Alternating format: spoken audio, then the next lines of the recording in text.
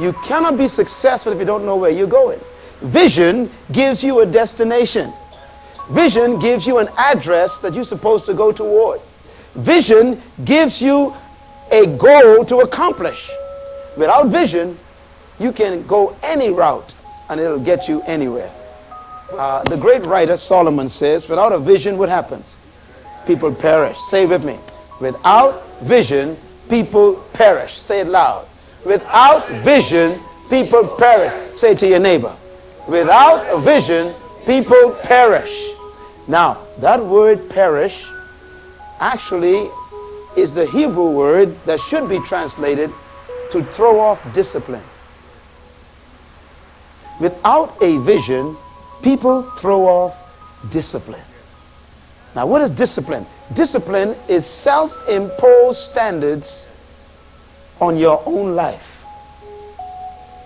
Self-discipline is the highest form of discipline. And without a vision, there is no self-imposed standards for your living. With a vision, you impose standards on yourself. You literally control your own behavior and your own response to life. You see, if you know where you're going, then you know which roads will take you there. If you know where you want to end up as a destination, then you know which route will not get you there. So you discipline yourself by not turning off on the wrong exits. You know, as I was driving to this place today, we drove a highway and there were exits all along that street. But you know, the driver didn't turn on any exit. He knew the destination of this place. And the destination controlled which exit to take. It's a principle. So if you don't know where you're going, any road will get you there. But if you know your destination, then you know which routes will get you there. And you discipline yourself. Even though the exit is good, it's not right for you. So you keep on driving.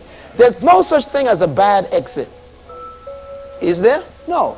There are just good exits that are not right for you. See, I remember as a young man at age 13, I saw my end of my life. Now that sounds strange. David saw his as a teenager.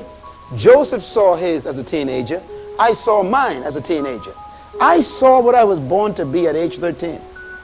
Now, I didn't understand all of it because it was so big. I saw myself traveling around the world speaking to millions of people.